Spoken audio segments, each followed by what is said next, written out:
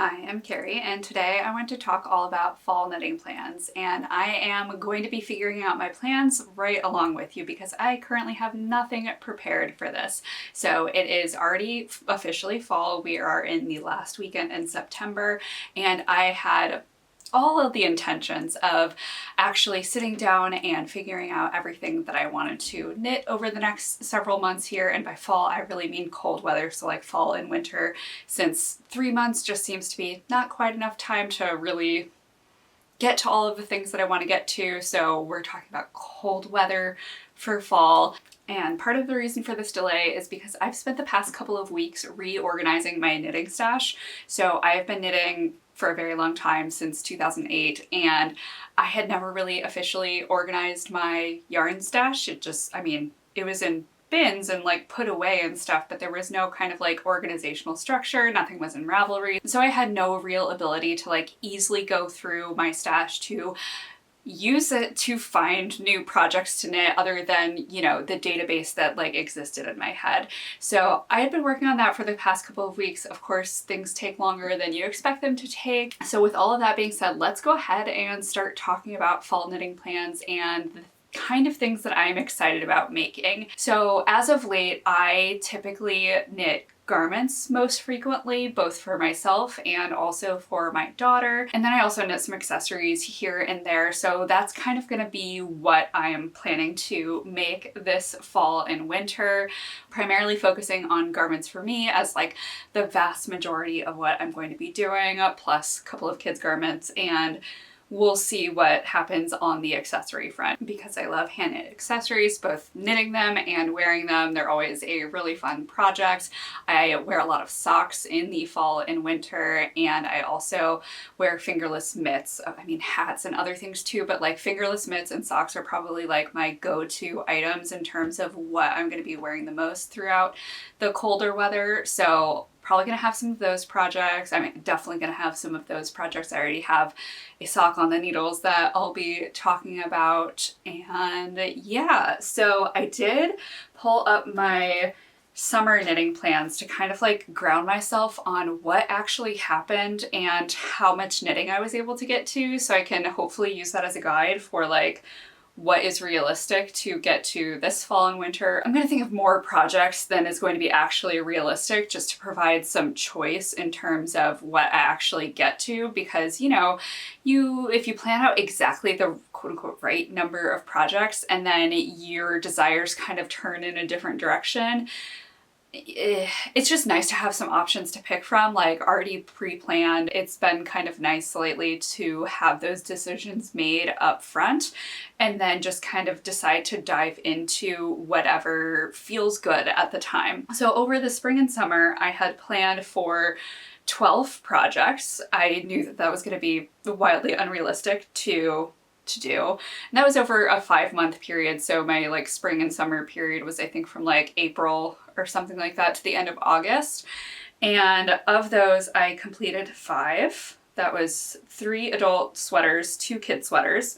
And then I also started 2 additional adult sweaters. One is about 2/3 complete and the other one is about half complete. So had I just picked one of those instead of working on 2, I would have had 6 completed projects, 4 adult sweaters, 2 kid sweaters, and then a partially complete additional adult sweater. So realistically speaking, over the next 5 to 6 months, so like October through the end of February or March or so, I would probably be able to knit a similar number of sweaters, maybe slightly differently, since I knit a lot of fingering weight over the spring and summer, and I'll probably have some heavier weight items. So in terms of yardage, I might be able to get more sweaters out of similar yardage knit. So I think I am going to plan for 10 to 12 new projects over this upcoming season. That being said, it's not all going to be sweaters this time. I'm going to have some accessories worked in there as well.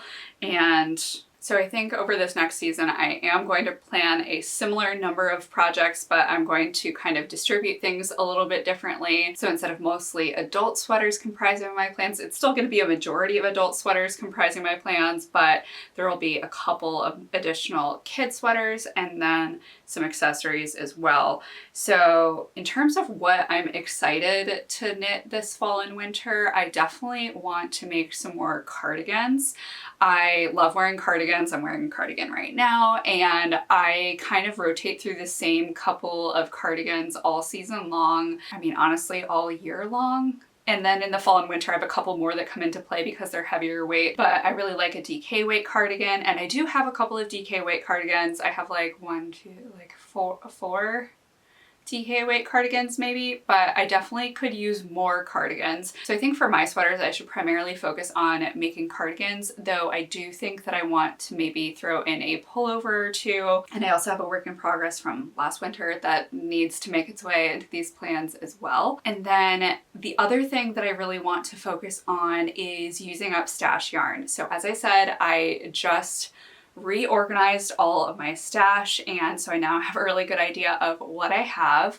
And surprisingly, or not surprisingly, I don't know if it's really a surprise to anyone that I have yarn that's like 10 plus years old, considering I've been knitting for more than that amount of time. But I have a lot of yarn that is older in my stash, and I really want to focus over the next, I don't know, however long it takes me to kind of get my stash to be in a newer state. So basically work through all of that older stuff that I have. And then of course I'm going to continue buying new yarn, but you know, just like not hold on to the old stuff so long. And by hold on, I mean like have and not use the old stuff. I want to start using the old stuff so that, you know, things I'm just kind of like cycling through, buying new stuff, using up the new stuff, continuing to use some slightly older stuff, but like having it be more of a fresh cycle throughout my stash rather than having all of this kind of stagnant yarn sitting there. And with that, I also kind of want to focus on using some leftover yarns. Of course, over the course of my decades of knitting, I have a lot of leftover yarn, and I want to continue finding creative ways to use up those leftovers, or like single skeins of yarn that I don't really have a purpose for, that sort of thing, and create projects that I am excited to wear. So finding creative uses for probably garments, though maybe at some point I'll also start to consider some like home goods or home accessory kind of things that I could knit as well, or do other kinds of yarn crafts. Like technically I know how to weave, and by know how to weave, I like, you know, I can go over and under strings on a loom. I don't have any like weaving skills beyond that. I know how to punch needle. I have punch needle supplies. So there are all kinds of things that I could do with those leftover quantities and start to kind of get my stash feeling a little bit fresher, less stagnant, and all of that. So with that, let's go ahead and dive into my stash and see what feels exciting to knit this year.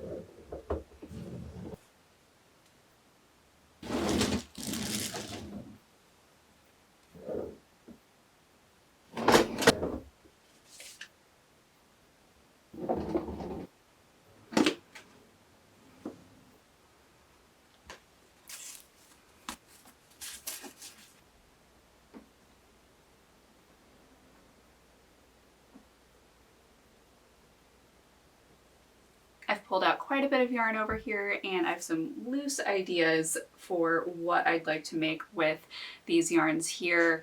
I have some sweater quantities for myself as well as sweater quantities for my kid, and then some like single skein leftover things that I will probably talk about more towards the end. So first up, I have this yarn here. This is You and Billy from KnitPicks. I had gotten this at the start of this year with the intention of knitting another Rockmill cardigan, and that's here. It is a pretty textured, drop-shouldered cardigan. This is a great way to display this cardigan. Here, has buttons and stuff. But it's a simple like knit purl cardigan, and I want to make another one using a different stitch pattern option that's going to be included in the pattern. So basically green and dark green, and I'm also wearing a green cardigan. Clearly I have a thing for green.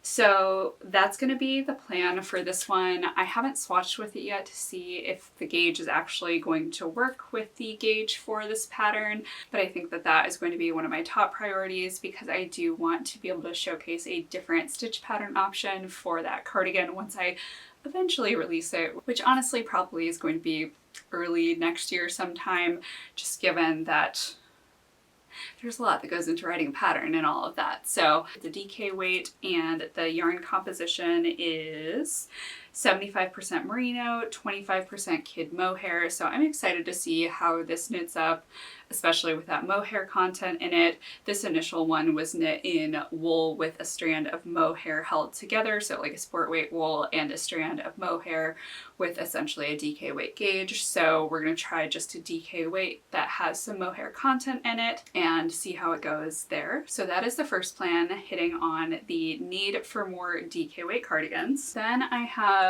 Knitting for Olive Heavy Merino. This is in the slate gray color, and this is 100% merino, and I had gotten this last year, I believe, sometime, to basically knit a plain stockinette cardigan out of, and that is still my plan. I'm not 100% sure of the cardigan pattern that I want to make. I was initially thinking the champagne cardigan by Petite Knit, though I might try something different. So we'll see. The champagne cardigan is a raglan cardigan with a double knit button band. It looks super classic, and I am just kind of debating whether I want to do a raglan or if I want to do drop shoulder or set-in or maybe even a saddle shoulder. The gauge that I got when I swatched with this last year was 18 stitches per 4 inches. So definitely in the worsted weight range, though I guess maybe a little bit on the lighter side of the worsted weight range. But I know that there are a ton of patterns these days in worsted weight in a basic stockinette silhouette. So if you have any favorite stockinette cardigans that are worked at 18 stitches per 4 inches, I would love to hear about them because I kind of want to explore what's out there and knit something simple and wearable that I know I'm going to get a ton of wear out of. I want to hear your pattern recommendations that you've loved for a basic stockinette cardigan, and that is the plan for here, to just kind of have something easy on the go and get a lovely cardigan at the end of the day. This next yarn is something I've had in my stash for over a decade. So this is Cascade Superwash Sport, and I had purchased this probably in 2012, maybe in 2013, I think 2012. And I had initially swatched for the design that eventually appeared in Interweave Knits called the Swivel Pullover, using this yarn. Interweave ended up sending me a different yarn to work it up in a heavier weight gauge, so this has just kind of been sitting in my stash since then.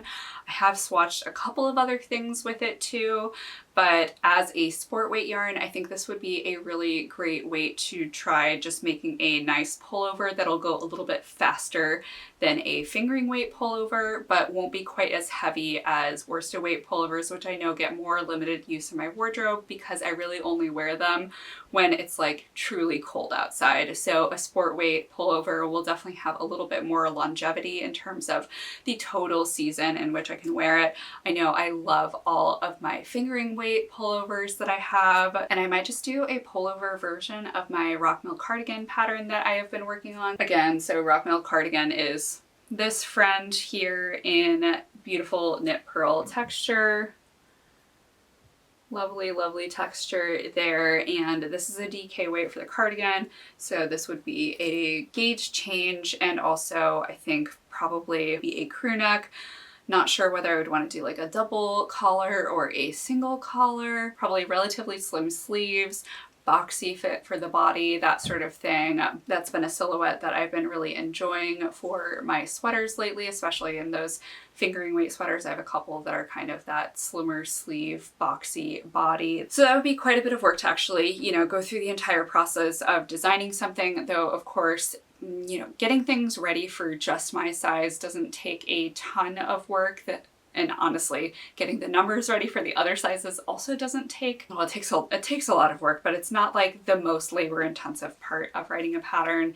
The most labor intensive part is like actually writing the pattern. So like writing the pattern, making sure that you have all of the numbers you need, everything is like calculated out correctly, all of the things.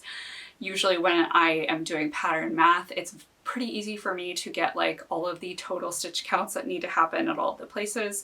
It gets a little bit more complicated and a little bit more time consuming when you're thinking about the shaping rates and all of that to get from point A to point B. But the most time intensive part is actually putting all of the pieces together, getting it into the document layout, that everything is making sense, is user-friendly, is clear, and then going through the preview knit process, which generally takes like 8 to 12 weeks. And while it is so rewarding to see everyone's projects knit up and is so useful to make sure that the pattern is in the best shape possible before it releases, it's very labor intensive, like especially mental labor intensive. I want to make sure that everything is running smoothly and on time with multiple check-ins throughout the process. I want to make sure that I'm being prompt with my responses for any inquiries that come up and all of that. So it can just be a lot on my plate when I already have a lot on my plate between my full-time job, being a mom, household responsibilities, other pursuits that I have going on. Over the winter, I guess that maybe declines a little bit since like I don't have the garden as a distraction and all of that, but it still can just be a lot, and I'm not always at a place where I have the capacity to add that onto my plate. So all of that being said, we'll see if I end up designing something, or maybe I will find a pattern to go with this lovely sport weight yarn that somebody else has already taken the time and energy and care to create, and all I have to do is follow it. Next up, I have a sweater quantity of Purl Soho Santolina. And I have now used this yarn in several other tops. One top for myself and two for my daughter. I absolutely love how it knits up. It is listed as a fingering weight, but it is definitely on the heavier side of fingering weight, and I feel like I could make it work at a sport gauge. So what I am thinking for this yarn here, well, I have not swatched with this. I do know that I get about 24 stitches per 4 inches on a US 4 needle, so I might be able to push it down into like the 23, 22 range with a US 5 or 6 or something like that, and I think the fabric would still be pretty nice. This is somewhat of a summery yarn, I guess. 70% cotton, 20% rayon, and 10% hemp. So you might be wondering, why would I want to do a summery fiber for fall and winter knitting plans? I'm thinking that this would be something that I knit towards the end of this time period, so as we're approaching spring. So having a long sleeve sweater in this, and I have two ideas for it. One is to knit a summery fiber version of the previous project that I just talked about, doing like a sport weight Rockmill pullover. So just showcasing a different fiber content, showing how that could look in this yarn versus a traditional wool yarn. And then I have an entirely different idea that is doing another cardigan, either in fisherman's or half fisherman's rib. I think for that, I would probably just want to go find a pattern that somebody else has already written that I could just blissfully follow along. So that might be the plan for this one in the early part of next year, to start off spring with a cardigan that I've already knit over the winter time. So that's kind of my thought for this one. I might go one of two directions there. All of these plans are very loose plans that are subject to change at any time, but it is nice to kind of go through and find the yarns that I like to do and think about what kind of project I am excited about knitting for one, and excited about wearing, so that I end up with more things in my wardrobe that I love to wear that I've made myself. And then one last thing to talk about for sweaters for me, and this one probably won't happen, but I'm going to talk about it anyway. So this is Brooklyn Tweed Loft, and I had talked about this in my, I think, winter knitting plans, or maybe even my fall knitting plans too last year, of making a second Tremont cardigan using Brooklyn Tweed Loft.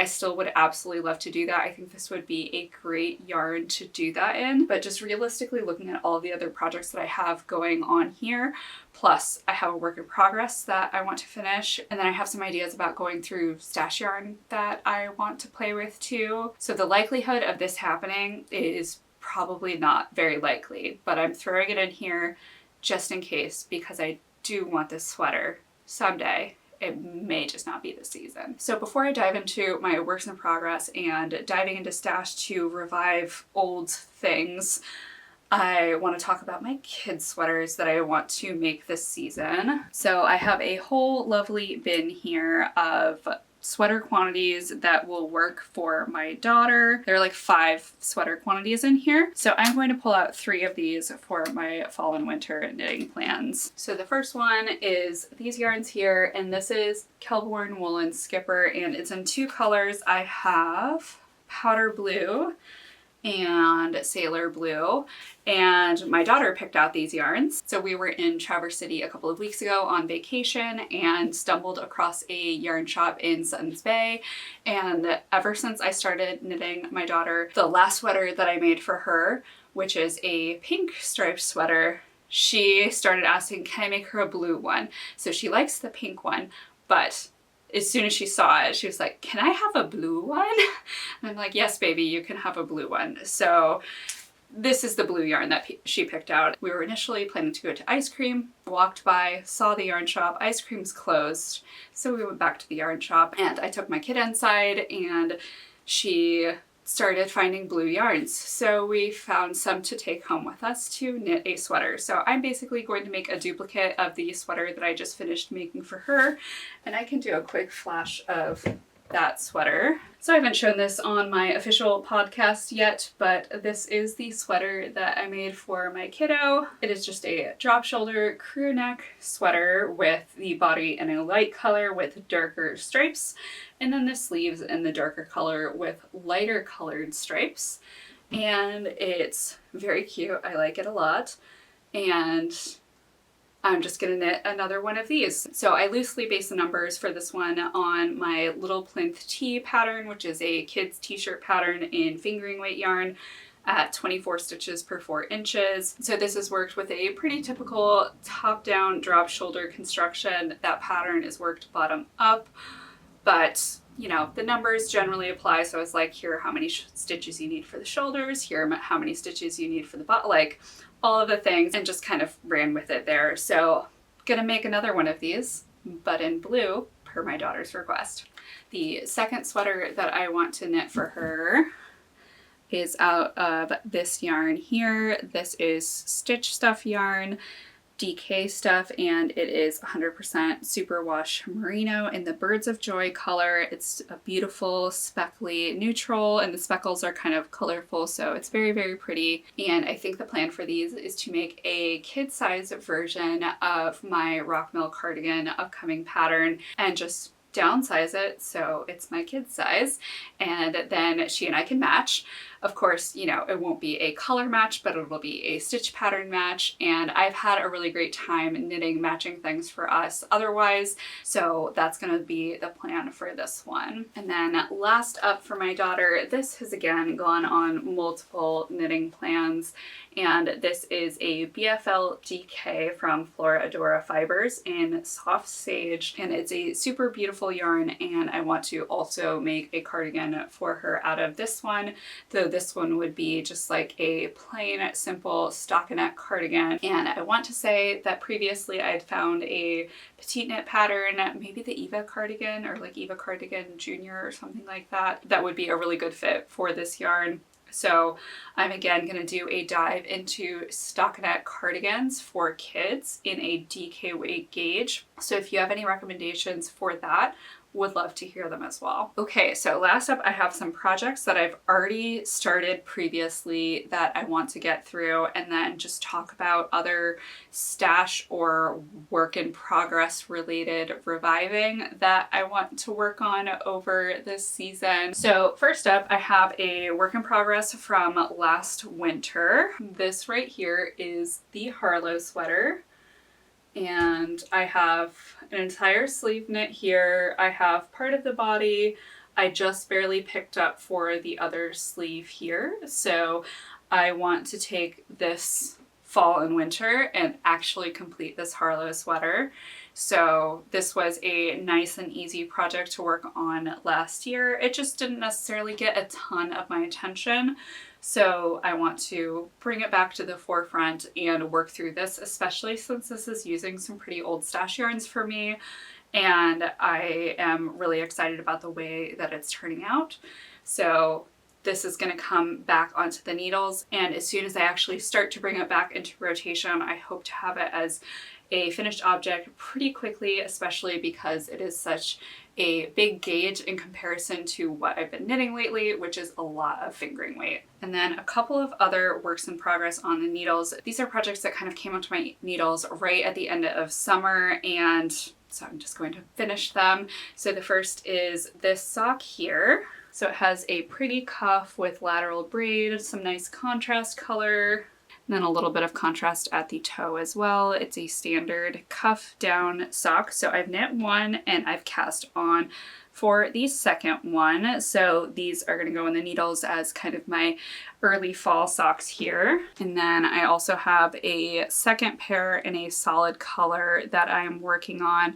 This actually needs to get ripped out. So let me compare to the colored one here. So I ended up redoing the cuff and figuring out exactly how I wanted to approach it. And I decided that the contrast colors weren't really showing up well enough when these lateral braid stripes were essentially really small, where the space between them was pretty small. So I had widened those out. So this one just needs to get ripped out and respaced to match this one here.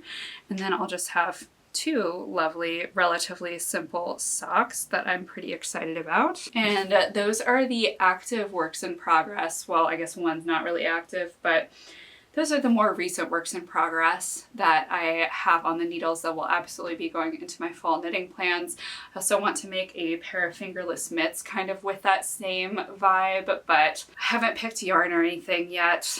And I've been talking for a while here, so just know that there will be a fingerless mitt version of the fun contrast color lateral braid situation going on. So the last thing that I want to talk about is diving into single skeins and leftover skeins and really long-standing works in progress. So I want to knit at least one project this fall and winter where I am truly like stash diving and coming up with something creative out of what I already have and making a project that, fingers crossed, that I love. So I have a couple of ideas here. First is this lovely bit of yarn here. So all of these yarns are non-superwash DK weight yarns from a variety of producers, and I really like this kind of autumnal color palette. So I want to create some sort of striped sweater situation out of these yarns here. I still haven't gone through and figured out how much yardage there is between all of these and what kind of patterns would potentially work well. Either they're already striped or maybe they're color work and incorporate a bunch of different colors into kind of like color work stripes. Maybe mosaic color work could be an interesting option here, though I feel like a lot of the mosaic color work that I've really been drawn to, you kind of have like two colors going on, or you have like a dominant color and then another color or colors that kind of transition between one another. This is more of like a stripe situation, so I kind of need to noodle on that. But I really like this color palette. I feel like this yarn here, this is from Knotty Pine Fiber Co. I want to probably use this as like the ribbing and cuffs as a nice darker color anchor on the outsides of the sweater, and then having everything else be striping kind of in there. I have 5 full skeins as well as a variety of small balls here from prior projects on the side. And then there's also a little bit more of this Knotty Pine Fiber Co. that is a partial ball. So that is one idea. I really like all of these yarns, and I don't necessarily know what I would do otherwise with them. So I kind of want to get creative and find a project to go with these yarns. A good challenge to kind of keep on my horizon for the season. And then this is my other potential stash dive option. So this is my basket of fingering weight leftovers, where I'm basically putting all of my fingering weight leftovers as well as some mini skeins in here. And my thought is I have a lot of these kind of like golden warmer tones, and I also have some mohair. So I have this mohair from KnitPicks. It's KnitPicks Aloft in Brass Heather. And as I said, I have a lot of yarns kind of in this gold tone that if I held the mohair with them, it would kind of create like a watercolor effect, helping to kind of blend things together and create the overall effect of just kind of like a nice golden sweater. So that's kind of the idea that I have floating around in my head here, is to use up a bunch of these leftovers, pairing it with this mohair and getting through some of those leftover bits. So that's kind of what I've been toying with in terms of creative stash diving this year. I also really want to take stock of works in progress that I've had on the needles for many years, and they've just been hibernating for a very long time, and kind of create some plans for those. I'm not going to go into that in this video here since I've been talking for quite a while, and I also don't know what all my projects are. I have to A, find them, and B, make some decisions on what's going to happen with those projects. So that's kind of going to be another project for me this fall. I think maybe just like identifying what those works in progress are and maybe getting everything frogged, because I don't think I'm going to be like completing any of these projects. I think it's going to be like finding the projects, reclaiming the yarn, and identifying new projects for these yarns. So yeah, I think that's going to be a later video where I kind of figure out plans for these things that have been hibernating. But what good are they doing me just like sitting on needles unfinished, never going to get finished, but just like taking up space and having no future really associated with them. So I kind of want to free them from their past and come up with some new plans for what those yarns could become in the future. If you've made it this far, thank you so much for sticking around. That was quite a lot. I did not expect to be rambling on for this long about all of my fall and winter knitting plans. If you enjoyed this video, I hope you will hit the like button, and if you haven't yet, please subscribe. It'll help other knitters find my channel who will enjoy my content just as much as you do, and will ensure you don't miss any future videos. I would also love to hear about what your fall and winter knitting plans are. If you have any favorite designers that you've been turning to lately, especially for those stockinette basics. I know that there are a ton of designers out there that do this really well.